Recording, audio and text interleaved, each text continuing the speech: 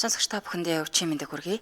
Дэлхийн монголчуудын MJL радио 88.3-аас 7-ны давгаас басан гарагийн 22 цагаас хүргэж байгаа томчуудын шууд нэвтрүүлгийн сэтгэлийн бол эхлэхэд бэлэн боллоо. Өнөөдөр 2025 оны 5 сарын 8-ны пүрэв гараг студиуд хөтлөгч Ами найруулагчаар ундрах нар ажиллаж байна. За нэвтрүүлгийн хамтраалагчаар Ариг банк 5 тэрбум хүртэлх бараа татан авах барьцаагүй зээлийг олгож эхэлсэн байна. Мөн Кафе Баскучи Италийн компани тансаг соёлыг Монголд мэдрээрээ урайтаар хамтран ажиллаж байна. Энэхүү томчуудын шууд нэвтрүүлгийн 85 дахь дугаар хүрэхэд бэлэн боллоо. Тэгээд цагтлуудаа илгээж байгаа сонсогчдоо маш их баярлалаа. Цагтлуудаа илгээх гэж байгаа сонсогчдоо хаяа илгээдэг. ami@mjlradio.com руу та мэйлээр цагтлаа илгээж болох нь за мөн манай аппликейшнийг гар утсандаа татаж суулгаад аппликейшныхаа цэс рүү нөрхөөр шууд илгээх гэдэг байгаа. Тэрэн дээрээ дарж ороод цагтлуудаа илгээгээрэй. За YouTube-с одоо нэвтрүүлгийн нөхөс сонсдог сонсогчд маань томчуудын шууд ингэж хаагаад нэвтрүүлгээ ороо сонсоорой. За хэрвээ холоос та гараараа цагтл бичээд илгээх гэж байгаа бол Улаанбаатар хот Сүхбаатар дүүрэг 9 дугаар хороо Алтай 5 дугаар гудамж 34 дугаар барилга 6 давхар Дэлхийн монголчуудын MJL радио хэмээн хаяглан цагтлуудаа явуулаарай. За нэвтрүүлгийнх нь сонсогчоос ирсэн цагтлыг уншиж хүргэсний дараа эфирийн шууд утсыг нээдэг. За шууд утсыг нээхэд өнөөдөр таны дуу хоолойг өөрчлөхгүй гэдгээ хэлэх нь зөв болоо гэж бодож байна. За ингээд сонсогчдоо бүгдэнд нь үчийн мэндийг хүргэе. Ирсэн цагтлыг та бүхэндээ уншиж хүргэе. Сайн байцгаана уу? Захиа очих өдрийн мэндийг хүргэе. Би сэтгэлээ онгойлгох гэсэн юм л да. Багасаа л бүтэн өнчин их л зовж өслөө. Амьдрал минь нэг л тэгшэрч өгөхгүй л байна. Би сүүлд хүнтэй нийлээд одоо суух гэж байгаа 5-6 сар л болж байна. Нэг удаа би найз хүүхэндээ 20 мянган төгрөг зээлэхгүйгээр өгч гисэн юм. Эндээс болоод бөө юм боллоо. Уул нь бит хоёрын дансыг би өөрөө барьдаг байсан юм. Тэгээд одоо дансаа тусгаарлаж өөрийн мөнгөө өөртөө зарцуулнаа гэд бөөнлөн болж байна. Уул нь бит хоёр хашаа байшин юм уу газар авъя гэд хідэн төгрөг хоёр талаасаа цуглуулж байсан юм л та. За тэр мөнгө ч яахав. Гол нь тэгээд тэрийг далимдуул чүнжэнгөө мөрөчө тоглоом хоноод тоглоод гончихсон. Антар 20 мянган төгрөгийн хувьд гүйл би нөөтийн буцаа олголтоос найздаа өгсөн юм. Тэгэхээр бит хоёрт цуглуулж байгаа мөнгөнд уул нь хамаагүй л дээ. Анх удаа л би ийм хэцүү байдалд орчихлоо. Хүнтэй амьдрах үнэхээр хэцүү юм байна да. Хэмээн нэрийн утас нэгэн сонсогчоос загтлалсан байна. За тэгэхээр өнөөдрийн бид бүхний хамтдаа ярилцах сэдв нууц санхүү буюу хосуудын санхүү тустай байх уу тийм ээ? Нэг бол нэгдсэн дор байх юм уу? Танд магадгүй тустай санхүү байдаггүй. Яагаад байдгийг? Одоо жишээ нь алин томодын хувьд гэдэг юм уу? Доороо дүүтэй бол одоо дүү нартай ч гэдэг маркеттэй ч юм уу?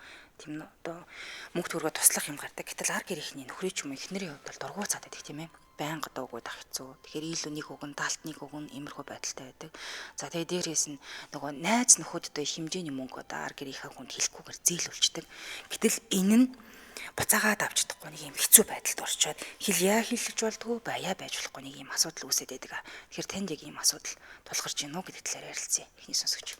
Танаа сайн байна. Орой минь. Чим төргий. Би бол гэр бүл бол нэг сул нэг дастай байх хэрэгтэй гэж боддог. Би өөрөө компани байгуулад нэг 20 жил болцсон. Тэгээ компани байгуулад нэг ойролцоогоо нэг 4-5 дахь жил дээр хаа энэ хөдөө орон нутгийн ажлыг шаардлагатай болоод тэнд нөгөө миний харилцааг газраас шилжүүлж байгаа мөнгө орж нөгөө салбар тэнд байдгүй. Тэр банкны салбар дээрээс нэг хаан банк байгаа гэдэг хөдөө орон нутг болохоор энэ гот нь гэр бүлийнхээ хонд одоо ойлол одоо нэг зорилготой амьдарч байгаа өөр хүмүүсд дасаа гарцсан юм тэгээд гэр бүлийнхээ хонд хоёрдугаар компани хоёрдугаар гараа чек бичиж өгөөд дээрээс нөгөө хамгаа тэгээд өөрөө гараа үсгэж байхаар хоёрдугаар гараа үсгээр гэр бүлийн манай хүн рүү мөнгө гардгаар тооцоолоод тэгээд өдөө явж байгаа. Тэгээд өдөө бол нөгөө тийч санхүүжилт оргоно гэж нөгөө цаад том компаниас яаран өчтөн гут за санхүүжилт орсон гин за харилцаа хаан банк руу ирэгээл тэгэл идвэсэ. За. Тэгээд нэг ойролцоогоор нэг жил гараа явсан юм уу та тэгэл жил гараа явахт чинь би ч гэж тэнийг нөгөө ингээл хоолндны мөнгө боо маш өгөн гутлыг 2-3 сая төгрөгийн олуулсан. Тэгээд ерөөд нэг тэгж байгаа нэг тоосч үтсэн чинь нэг сарда нэг 10 сая төгрөг болоод байна. Тэр үеийн чи юу болоод байна гэж бодож жагаад заавал манай он цаашаа хийж байгаа байх хэрнэ гэж тооцоолоод. За тэгээ нэг ажил явж итэл нэлээ 2 жилийн хугацааны ажил явж итэл хүний гар тийм одоо нэг хуруу одоо хөдөлмөр аюулгүй байдалтай гар ус сурж авч өөрийнхөө буруугаас халамцсан ирээд нэг хурууга нэг үзүүрийг ингээд тастаа ичдэг байхгүй. Тэгээд тэр хурууг нь яг уцаагаад халуун дээр наасан л та тэгээд гайгүй болчихдаг юм билээ. Тэгсэн чинь нөгөө архиус нөхөрч одоо нөгөө өөрийнхөө бурууг яахгүйгээр манай компанид зохиод нөгөө нэг орон нутгаас манай ажлыг зогсоох гээд болдгоо. Миний нэг санхүү жил гэртэл бас нэг жоохон хугацаа агаад ингээд 7 хоногийн хугацаа нэг ажиллаа зогсоох гээд бол гэрүүлийнхаа өнөрөө за жимт нэг 2 сая төгрөг байна одоо энд нэг асуудал ингээд гал унтрах хэрэгтэй болчиход байна. Тэгэхгүй ажил зогсох гээд байна. Надад юу хийх юм гээд тэгэхээр би нөгөө орон нутгийн нөгөө юу байнга нөгөө уцаар би нэг гэрүүлийнхаа өнөрөө шилжүүлэх байхгүй яг найз болцсон одоо тэр эдийн засагчтайгаа за манай өнөрөө шилжүүлэх. Тэгээд би нэг гинт за хахаа нөгөө манай ихний дансны хуулгыг өгдөг тахныг мараад гэсэн чинь нөгөө ч гаргаа өгч тээ. Тэгсэн чинь нөгөө мөнгнүүдээс маань атчихсан байдаг байхгүй. Тэгээд манай гэрүүлийн хүний дансан дээр 68 сая төгрөг байсан. Тэгэнгүүт нь би хотод яралтай босч ирээд өөрийнхөө голом тоглохын нөгөө татсан юм над руу шилжүүлээд толгойд ицсэн чинь ойролцоо нэг 68 орчим сая төгрөг. Тэр нэг 2 орчим тэрбум төгрөг орцсон байт юм аа тухайд. Тэгээд би өстой жихнэ ирэх хүн чинь дотроо нулимс гарч байгаа юм чинь. Би чи ийм их хэмжээний мөнгөд надад даасант чинь байж хахад чи ядаж нэг 2 сая төгрөг хүнээс зээлсэн даа гэдэг аваад өгөхгүй авдаа чи зүгдэрчтэй гэр бүл тий. Би чи ядаа тэрэн дундаас хүүхдүүд гарцсан байхад чи яагаад одоо ийм ухаанд ч байгаа. Би өстой жихнэ нөгөө өстой маш гомдсон. Тэгээд тэр үе тэгэл нэг одоо таксигээд хүний мөнгө байсан нэтрэгээл одоо булзаар болоод чинь мэддэг дээ шүү дээ. Ингээд дааснаас татаад байгаа нь. Нэг ингээд мөнгө орчих болгоно 5 10-аар нэгэ татаадсан байдаг байхгүй юу? Баг. Хэмжээний мөнгө орчих гэж хүн чинь гэр бүлийнхээ хүнд итгэдэг юм шүү дээ. Өөртөө таантай.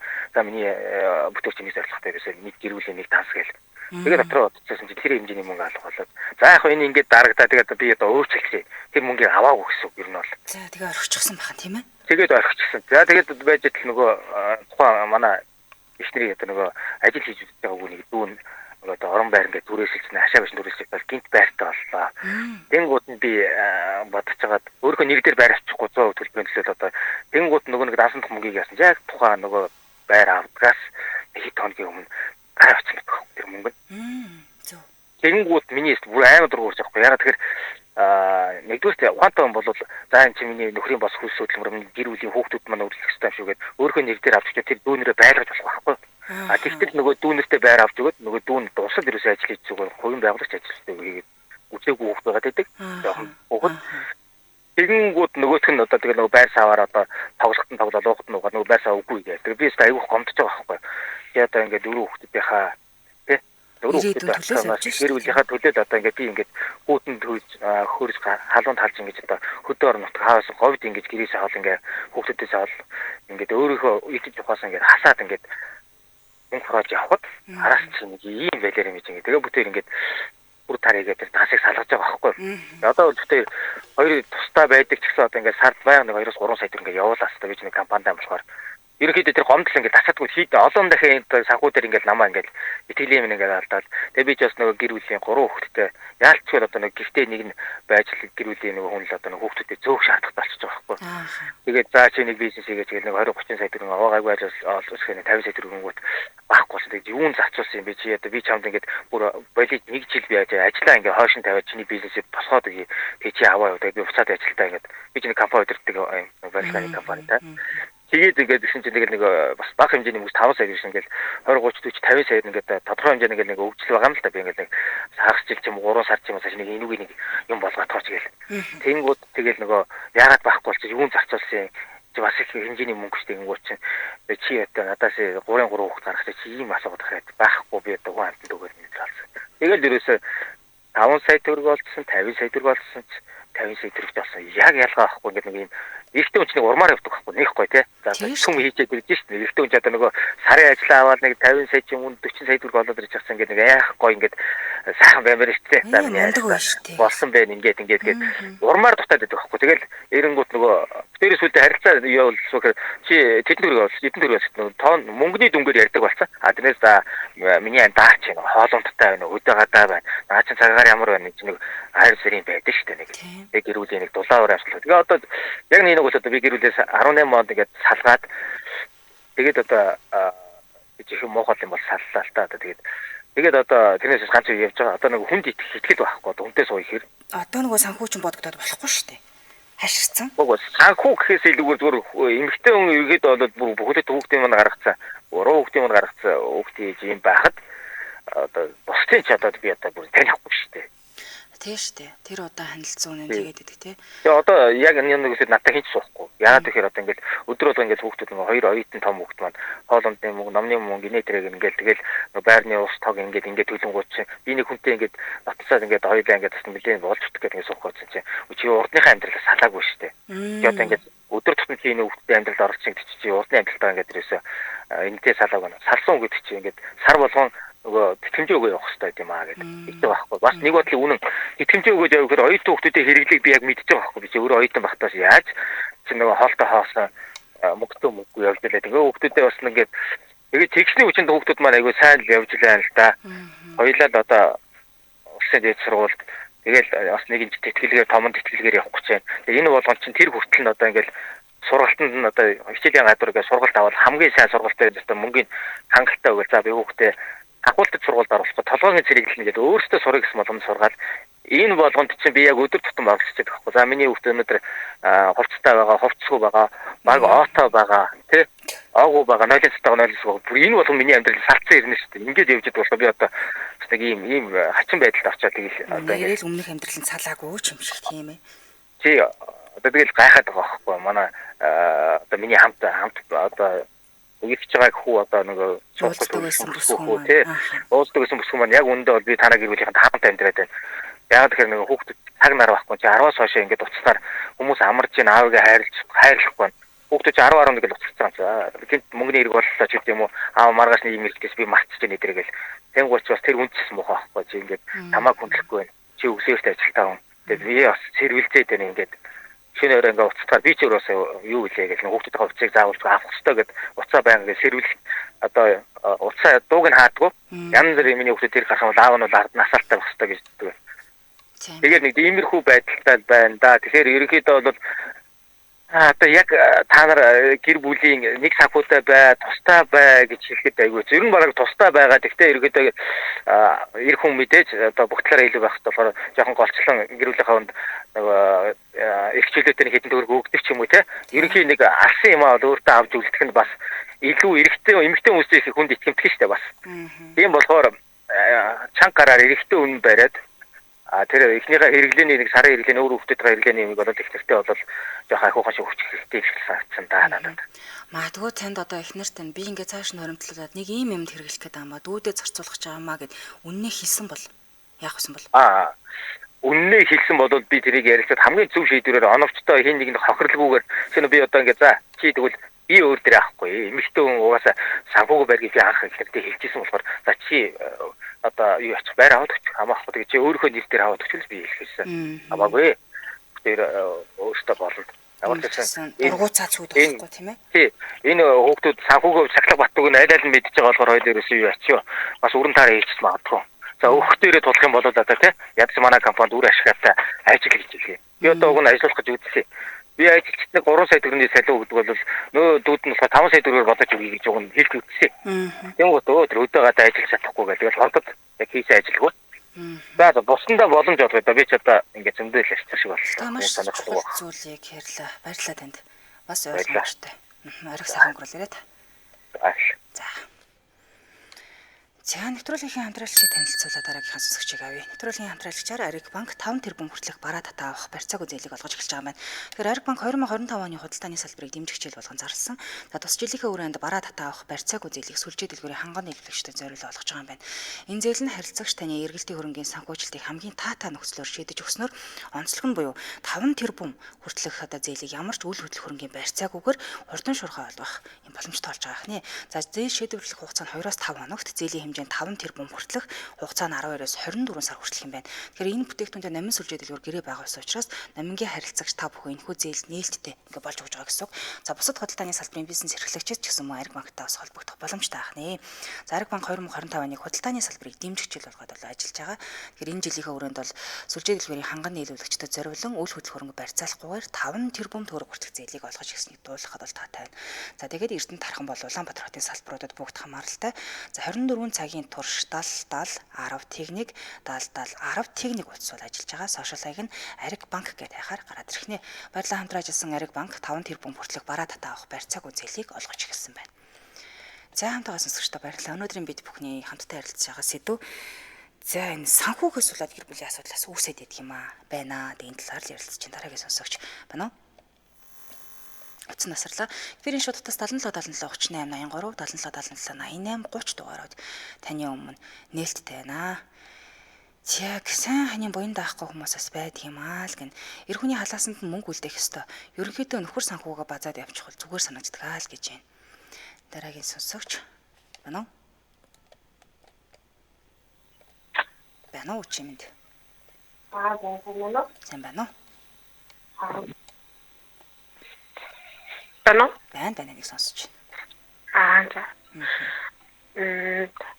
Санхүүгийн сахилга бат гээд би яг би бол баахан байхгүй юу? Хүмүүсийн хувьд бол 26 настай. Тэгээд 2 дээд сургууль төгссөн. Одоогийн байдлаар байгаа. Тэгээд энэ хугацаанд найз залуутайгаа дундын санхүүтэй нэг данстай. Тэгээд би бол сахилга батны хувьд бол маруухан байхгүй юу? Тэгээд тийм болохоор нэгдүгээр хянах хүн хэрэг болдог. Тийм болохоор хянуулдаг. Гэхдээ эмэгтэй хүн нөгөө цаанаа данстай байх ёстой гэж би мэддэг болохоор ээж авдаа гэрийнхэндээ зориулах нэг данс хөтэлдэг. Тусдаа нэг данс байх юм. Тийм, тэр данснаас болохоор хизээч би юу ч авч болохгүй. Одоо ирээдүйд магадгүй миний аав, миний гэрийнхээ өвдөл муугар ярахад тийм асуудал үүсвэл гэж хураадаг. Цалингаасаа нэг 10% өгдөг тийшээ заавал. Тэгээд тийм байдалтай явдаг. Тэгээд би нөгөө нэг санхүүгийн асуудлаас болоод гэр бүлийн маргаан амир хүн үүсдэг юм байна гэдгийг хамгийн анх амьдралынхаа жоохон байхдаа гэрийнхнаасаа мэдсэн байхгүй юу? Одоо юу гэмдэ манай яг саяны түрүүний ахын хэлсэн шиг манай аав ээж хоёр яг тийм харилцаатай байсан. Ээж гэртээдэг, аав ажиллаа хийдэг. Тэгээд санхүүгийн хувьд бол эрх чөлөөтэй гэр бүлээ хангадаг. Гэвч ингээд хаяа ингээд одоо ингээд мөнгөний асуудал үүснэ. Гэхдээ миний ээж тэгж үрдэггүй, харин аавын маань хамаатнууд тэгж үрдэг байсан. Зөв. Миний ээж ингээд хураахыг хүсдэг, хөрөмтлүүлэхийг хүсдэг байхад хамаатнууд нь ингээд хөндлаад байдаг. Тийм ч юм гэтлөө. Одоо жишээлбэл ингээл миний төрсөн ах биш мөртлөөл манай аавын дүүнэр дүүнэр гэж одоо ахынх нь хүүхдүүд. Гэл ингээл сургууль төгслөө, инглээ тэглээ байнгын мөнгөлдөг. Үеэлүүд ч юм байна тийм ээ. Тийм, төрсөн хүүхдээс нь илүү би бол ингээл орой орж ирэл ядарч байгаа зовж байгаа. Тэгээ тэр хүний яаж ингэж орой хэцүү байгааг нь харж байгаа болохоор баг миний гэрийнхний хувьд бол ингээд ааваас мөнгө асуух нь амар хэцүү байдаг байхгүй юу? Мөнгө асуух нь байтугай баг ингээд чөнөөр оройгоор 1 минутын дараа ч гэсэн бити залгаасай тий. Нөө онцгой хатан бити хүн залгаасай гэж баг гуйдаг. Амраа хасаа гэх тийм ээ. Тийм байдалтай байдаг. Тэгээ би энэ зүйлээрээ зүгээр хамаатнуудыг яг өөрсдийнхөө амьдралыг аваа яваасаа гэж би бүр амар хичээдэг. Тэгээд одоо миний амьдрал бас энэ драма болсон. Манай хүн одоо гэрийнхэндээ илүүчлэх боломжийг олгодог. Гэхдээ чи миний хүүхдүүдээс илүү давуулж ингэж юу аахгүй шүү гэдгийг би анханасаа хэлж одоо би тэрэн дээр имзэглээд идэг болсон байна. Одоо өөрийгөө харахад. Тийм л энэ тий. Энэ одоо үнтэй суулаа нөхөр маань одоо хамаатан садандаа тараагаад байвал боль гэж болохгүй, тэг гэж болохгүй хэцүү байдалд орох гэдэг шүү дээ. Харин тийм. Тэгэл ийм л болт юм байна. Тэгээд аль болох би биенийхээ амьдрал бити оролцоороо л гэж. Яг үнэ. Тустай амьдралтай хүмүүс. Төсөл нь биш байгаа дээ шүү дээ бүр тэр тусмаа. Тийм. Миний хувьд бол бараг амраасаа тий их баян сатгалан аав надад хэрэггүй эрүүл саруул тий их тунх ингээд олон жил миний хажууд байгаасаа л гэж хүсдэг. Гэтэл тэндээс нөгөө нэг одоо химлэх зулгаах хүмүүс нь олон байгаа гэдэг. Харин Яг оноо нас бинт хүрсэн бол өөр өөрснийхээ амьдралыг өөрснөө л болгоо явж байвал тийм ээ. За тэгэхээр яг хэцүү амьдралын хэцүү үед тулгарна тэр үед бол бидээ туслалгүй л яг. Тэрнээс бол бүх үедээ л тэгээд байвал хэцүү юм да. Тийм, ер нь бол тийм. Тэгээд хувийн одоо компани байгуулдаг бол аль болох хамаатнуудаа бити одоо компанид аваарэ. Тий, аль болох гэр бүлийн бизнес гэж хүмүүс ярих туртай байдаг ч гэсэндээ тий. Эстонер ураг садны холон дээр, уул усны холон дээр шүү. Яагаад гэвэл энэ нөгөө нэг юун дээр ч тулсан хариуцлага тооцоод уурлыг гэхээр хамаатан болохоор яач чадахгүй. Энэ аюу хэцүү. Тэгээд ард нь үлдэж байгаа. Одоо тэр одоо хувь миний аавд бол гэр бүлээд итгэдэг сайн хүн гэж яригдах ч гэсэндээ биднэрт хэцүү байдаг шүү гэж нэг удаа бид нар ган хийж дуурах ирэхгүй амьдэрч байна одоо л. Магадгүй хэлжүүл одоо та нараас аваагүй болох та. Амт чинь тийм та нараас аваагүй тэгэл одоо адаглал юу аав маань гомдчих юм болоо та гэж яадаг. Тэгэл одоо би бол бараг л орой залгахаас айж байдаг та гэдэг. Яадаг байна. Мэддэг учраас тийм ээ тэр хүнийг яаж ажиллаж хөдөлмөрлөж байгааг мэдж байгаа учраас. Мундаг байна. Тэгэхээр нөхөртөөгөө одоо найз залуутайгаа сайхан ярилцж байгаад тэр талын би нэг юм асуудалтай шүү гэдгийг ойлгуулж гайгүй хаа. Харин. За баярлалаа. Арай сайхан өнгөрүүлээрэй. За таатанд арай сайхан өнгөрүүлээрэй. Баярлалаа. За ёстой нэг чухал комент орж ирлээ. Тэгээд гэр бүл нь тийм ээ өөр хүүхдүүд нь одоо тэр хүнийг ойлгоод хайрлаад ингээд байхад хамаатан садан гэдэг юм уу тэр хүмүүс нь орж ирээд өө юм чин боллоо тийм чин боллоо тэг ингэх гээд ингээд идэг. Гэтэл нөгөө хүмүүс маань өөр хариуцлагынхаа хүрээнд гэдэг ч юм уу өгөөдлөөддөг. Гэтэл ар гэртэнд ийм асуудал үүсэж байгаа гэдгийг мэдэхгүйгээр ингээд нөгөө санхүүгийн асуудлаас болоод гэр бүлд маш олон асуудлууд үүсдэг байна. За тэгээ дээрэс нь одоо нөгөө сая дөнгөж ярьлаа тийм ээ хамаатан садан нэг газар ажиллах. За гэр бүлийн бизнес ялангуяа ингээ эрхэлж байгаа хүмүүс мөнгө санхүүний асуудал тэр үнэхээр одоо хэцүү болчтой тий. Одоо үүдийн санхүү хариуцж байгаа үнээр нэгтлэн ярваран ч юм уу хамаатан садна ингээ тавьчихаар асуудал гарлаа гэхээр нөгөө хүнд хариуцлага тооцож болохгүй болчтой. За тэгээд дээрээс нь найз нөхдийн хооронд тийм асуудал зөндөө үүсдэг. Хамтраад ингээ нэг бизнес босоодаг, аль нэгэн санхүүгийн сахлах батгүйгээс болоод тэр бизнес дампуурдаг. За тэгээ мөнгө төгрөгөө эргүүлээд олоод авъя гэхээр болж өгдөг тий. За нэг бол нууцаар одоо эхнэрээсээ нууцаар ч юм уу нөхрөөсөө нууцаар ч юм уу хамгийн сайн найзтай нэг бол хамаатан саданда мөнгө зээлдэг ийм асуудал зөндөө гардаг. Гэтэл энэ нь явсаар хагаад мэдэгддэг. Энээс болоод нөгөө нэг санхүүгийн маргаан гэдэг ч юм уу гэр бүлийн хооронд үйл ойлголцол гэдэг юм асар их үүсэт идэг юм шиг байна. Тэгэхээр одоо санхүүгийн хувьд яг яах ёстой юм? Энийг хэлж яах ёстой юм уу? Хэлэхээр яага болдгүй. Хэлэхгүй ингээ нуусаар хагаад нөгөө хүнээс мөнгөө олж авч чадахгүй бол яах вэ тийм ээ? Энэ талаар ярилцж байна. За эфирийн шоудаас 77 77 38 83 77 77 88 30 дугаараар таны өмнө нээлттэй байна. За ер нь бол өөрөө өөрсдийнхөө амьдрал зарахад харамлах зүйлгүй л байдаг. Бид өөрсдөө хичээж хөдөлмөрлөж олж байгаа мөнгөө ягаад өөртөө арчаа муутай яваа нэгд илүүчлэх хэрэгтэй юм бэ гэж боддог л доо. Гэхдээ хаяа нэг хамаатай ах дүүстэй бэлэг болгоод өгөх байлгүй л яг. Хүмүүс тэгээд олон тусалбал ярихгүй нэг үгүй гэлчгүүл тэрийг нь марчдаггүй дээ гэж. Яг үнэ. Олон дахин туслах тусам тэрийг нэг яриад байдгүй. Харин нэг удаа үгүй гэж хэлсний нь насан турш та санаж идэг. Дараагийн сонсогч байна уу? Байна уу? Ноо. Учим дурги. За ойлоо сэдв сонсцсон тийм ээ? Сонссоо. Тэний бол өөр юу л явуулаа санагдаад байна шүү дээ. Хүмүүс өөрсдөө санхүү тусан дээр бол тус та.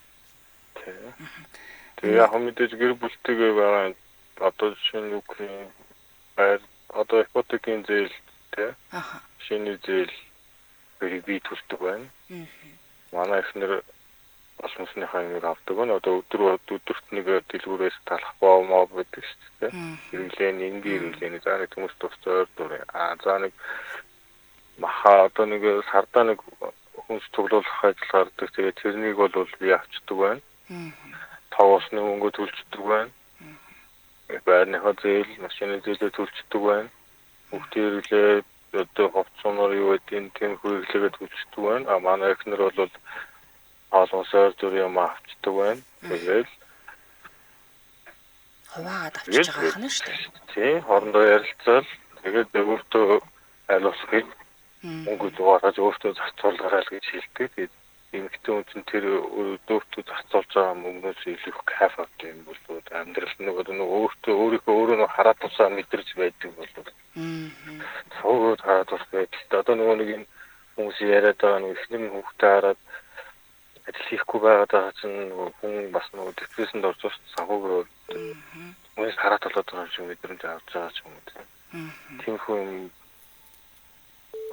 дүнгийн хүүхд төрсөн үед ихний 2 жил гэртээ байх үедээ бол мэдээж тийм байдал үүсэхгүй л чинь л тэрний нэг депрессийнхаа мөнгөийг нэр өөртөө хуваагаад зарцуулаарай гэдэг тийм. Тэндээс нь амьдралд ингээд зарцуулахгүйгээр нэр өөртөө яаж зарцуулах гэдэг ингээд зарцуулаарай гэсэн.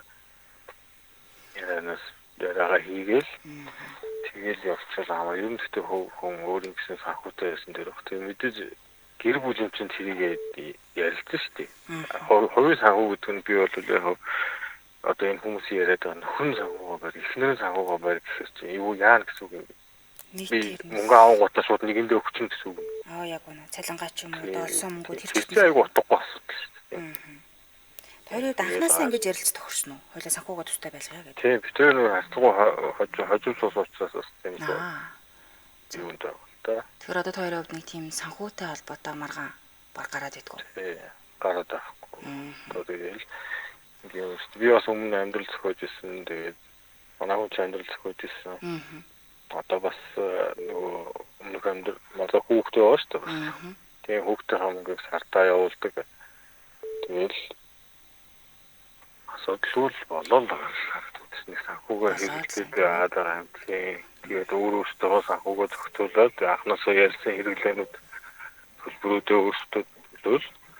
Тэгээд тэр одоо төлбөр төлж байгаа ч юу ах та одоо ирээдүйдээ л хөрөнгө оруулж байгаа гэж ойлгож байна шүү дээ. Хэрэглээгээд машин тэргээ авч яана байр орногоо авч байгаа чинь тэгээд ирээдүйдээ хөрөнгө оруулж байгаа зүйл учраас тэгж л бод. Тэгээд би одоо чөлөөтэй найз нөхдөд уулзахад гарч орохдоо эхнэрээсээ би ямар надад мөнгө өгч чаддаг шүү дээ. Бүх мөнгөө цалингаа өгч чадахгүй асуудал. Ер нь л тийм.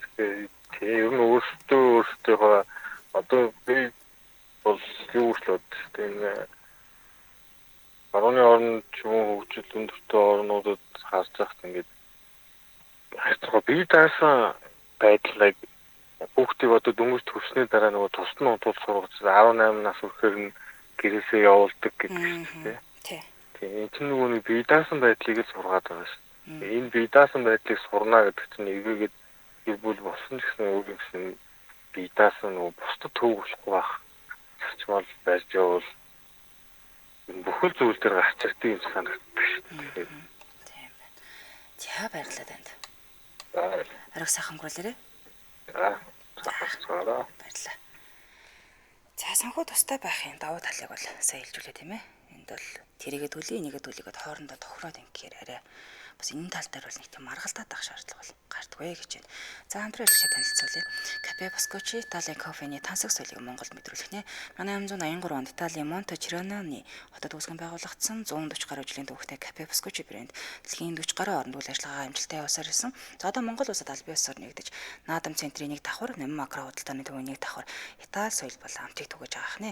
За эднийхээс уламжлалт эспрессо, латтегаас гадна шинэлэг өрмөц шорууд, кафенгүй хөлбөр бүхий өргөн сонголт Итали, било, органик салаад болон мерч бүтээгдэхүүнийг баялаг сонголтойгоо бүгдийг нэг дороос авах боломжтой болсон байна. Тэгэхээр та очихоор шинэхэн уурсан кофений анхлын үнээр хамар цоргиож, өтгөнд тослог хөөс уруул хөрөх мөчөд таны амтлах мэдрэггүй бүрэн сэргээж өгнө. Халуун зөөлөн аманд тань удаан хадгалагдаж таныг нэг хоромд Итали хүргэх мэдрэмжийг бүр өгөх нэ. За тэгээд хаяг баяршлыг өнөл хэлж өглөө тийм ээ. За наадам центрийн нэг давхар 8 макро худалдаа төвийн нэг давхарт нь байрлаж байгаа байх нь. Холбогдох хугацааны дугаар нь 70 1883 1883 гэсэн дугаар байна. Тэгээд сошиал хаяг нь болохоор Pascucci Mongolia гэдэг хахаар гараад ирэх нэ. Баярлалаа хамтран ажилласан Cafe Pascucci Италийн кофений тансаг соёл Монголд мэдрэх боломжтой болжээ. Ямд таасан сэгчтэй баярлалаа. Өнөөдрийн бид бүхний хамтдаа ярилцж байгаа сэдв. За санхүүгийн тийм ээ хосууд тустай байх юм уу нэгдсэн байх юм уу гэдэгс дээр ярилцж чинь дараагийн сонсогч байна уу? Байна уу чим төргий? Оосон байна. Сайн байна уу чим энд? За энэ санхүү гэдэг дээр ярьж байгаа юм шүү дээ. Гэр бүлийн санхүүгийн маргаан юунаас олж маргаан үсэд байна? За нэг 2-3 үг хэлэх гэсэн юм аа. Ийм гэдэг нь амьдрал мөнгө олж байгаа дээр төгтдөг. Мөнгө олж байгаа дээр гэхээр одоо эхнэр нь олж ивэл эхнэр дээр, нөхөр олж ивэл нөхөр дээр гэсэн үг үү? Зөв. Тэгж боддог байсан чинь эсрэгээр мөнгө үрж байгаа дээр төгтдөг юм. Үрж байгаа дээр. За тэр нь өсөхгүй. Мөнгө илүү хүрээд байгаа дээр амьдрал тогтоод байгаа юм. Эхнэр болохоор зөвхөн өөрийгөө боддог. За. Надаас болохоор мөнгө байнга авдаг. Одоо ажлын төвд гэсэн мөртлөө сартаа 3 сая 4 сая төгрөг надаас авдаг. Би болохоор өөрийгөө мөнгө олоод байна гэж бодоод яваад байдаг. За. Тэгсэн чинь би болохоор мөнгө олдог хүн бол биш. Тэр амьдрал зориулж мөнгө одоо хийдэг хүн шиг. Тэгээд эрэгтэйчүүдтэй ер нь эсвэл бити эхнэрүүдтэй янз бүрийн мөнгөийг ингэж авраач гэдэг өгөөрэй. Тэгээд Одоо санхүүгөө тэр чигт битээ хариуцуулаарай гэдэг нь уу та? Тэгчихсэн. Чи миний нэг юм руу бити ерөөсөө бити ойртоор. За. Мэсэмшлэгч бити надад нөлөөлөөрэй. Чи зүгээр мөнгө аваа явж босноо гэдэг. Өөрт нь хэлсэн баггүй. Тэгсэн чи одоо эхнэрээ өөрийнхөө ажил руу оруулаад. За миний сард одоо бид нар хэдэн төгрөг болж байна. Тийм ээ. Чиний өрөөндөө зохицуулж байгаа мөнгө чинь тийм байна, ийм байна. Хэлсэн чинь ойлгохгүй. Чи бол мөнгө олстой. Тэгшөөстэй. Чи олж ирэх л үүрэгтэй. Тий. Тэгээд цааш тоол юм чи надаас салсанчдаг, нийлсэнчдэг. Яаж ч гэсэн чи мөнгө олоож авах хэрэгтэй гэдэг тийм Зүйлийг л ярьж байна уу? зарчим руу оруулах болтгүй юм байна. Яг нэг юм.